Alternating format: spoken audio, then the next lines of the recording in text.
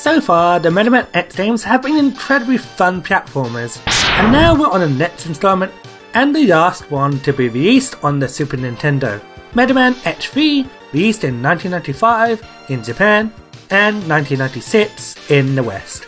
Unlike the first two games that were developed internally by Capcom, this one was outsourced by Himecuts Engineering, who worked on the Game Boy titles as well as the Wily Wars on the Sega Mega Drive. My guess is most of the internal staff were probably working on the next installment for the newest console generation at the time. Is Mega Man X3 a good climax to the Super Nintendo trilogy?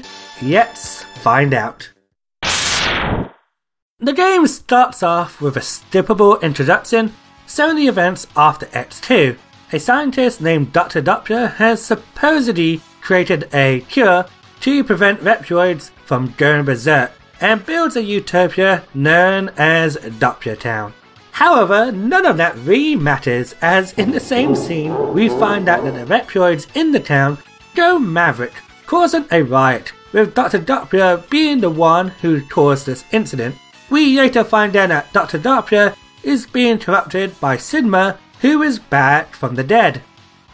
Again, this will be a recurring theme in the X series, just like Wily in the classic games, though it does address why he keeps coming back due to now being a computer virus. Still, I'm not a fan of seeing him in every game. As for Dopia, they just switched him from being a good guy to bad guy immediately in just one scene, with that scene being the introduction scene. It would have been nice if the game built him up to be the main villain throughout the game, rather than outing him to be the villain from the beginning. At its core, Mega Man X3 plays like the former two games, with the 8 bosses and getting powers from them. Mega Man controls practically the same too, with some neat armor parts. The boots in X2 gave him an air dash, but X3 takes it further, as now he can either do that or double jump if he needs to, and with a special armor at the end, he can do both. The helmet got a bit of an improvement from the previous title. In X3, the helmet now automatically creates a map of the stage you're in and highlights the power-ups that are in the stage.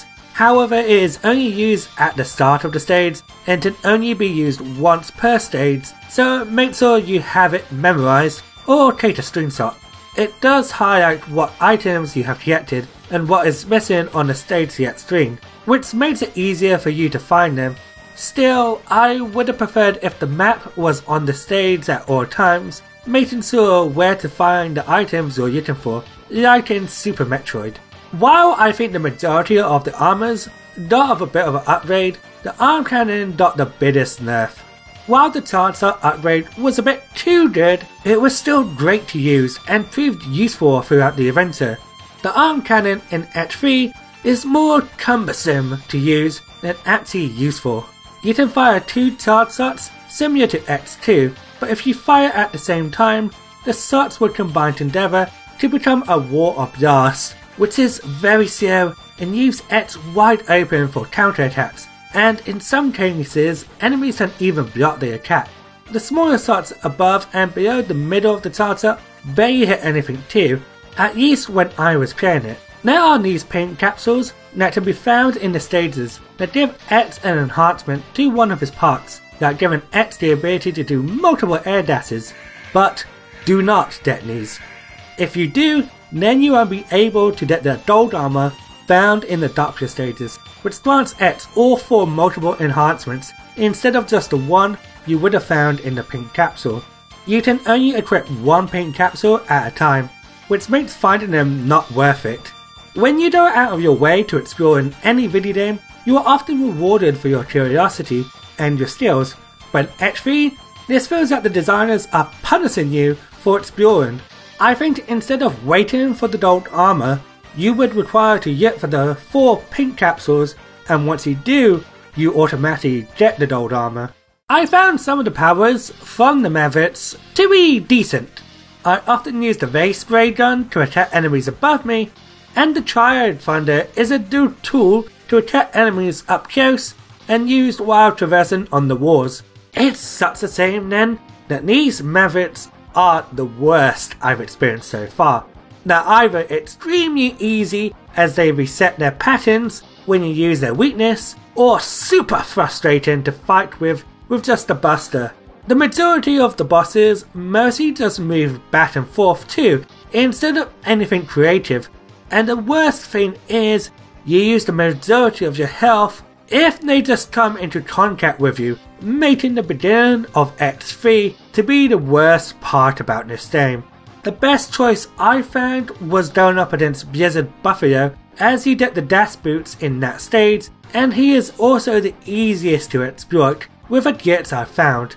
Firstly, wall jump over him, then when he turns around, just jump and he will charge away from X, giving you the opportunity to shoot at him. Keep repeating this till he's dead.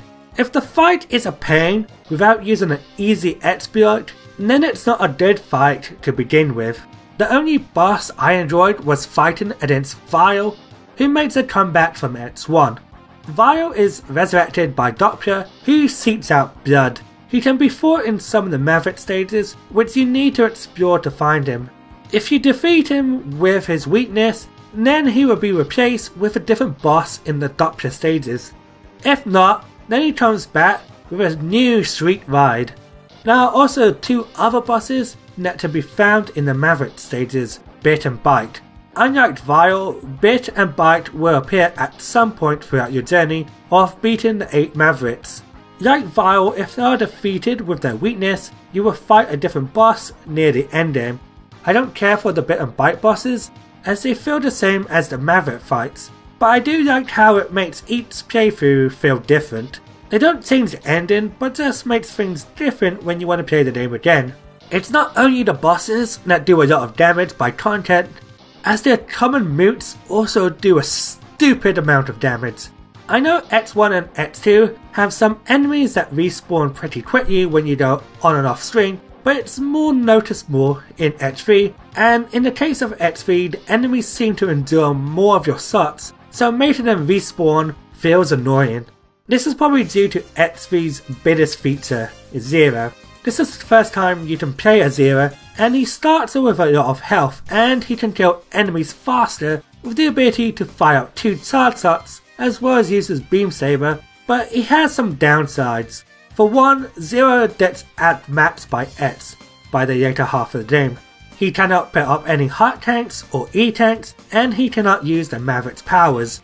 Besides the intro stage mid-boss and one other boss in the Doppler stages, he cannot fight any bosses, so if he sees a door that will lead to a fight, X would come in to handle it.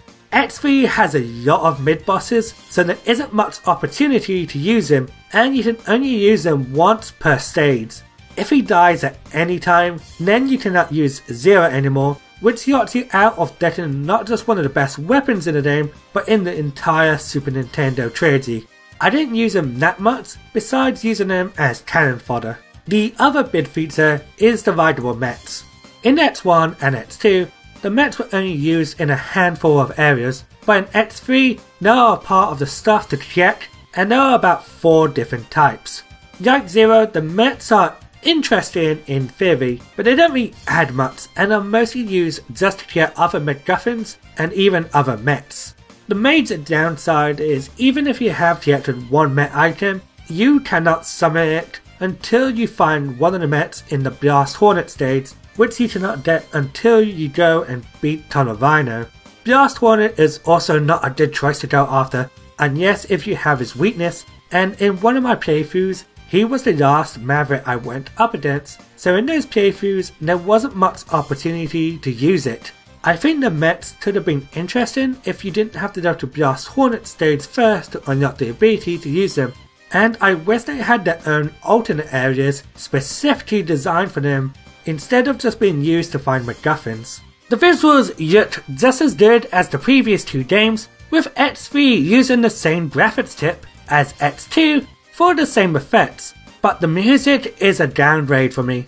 Besides a couple of tracks like Gravity Beetle's theme, a lot of the tracks sound too similar and very repetitive. Mega Man X3 was also released on the PlayStation 1 and Sega Saturn, only in Japan and Europe, which featured animated cutscenes for the opening intro and the boss introductions, as well as a new arranged CD quality soundtrack composed by some of the X1 crew, which listening to is better, but it isn't something I would listen to if it wasn't for the review.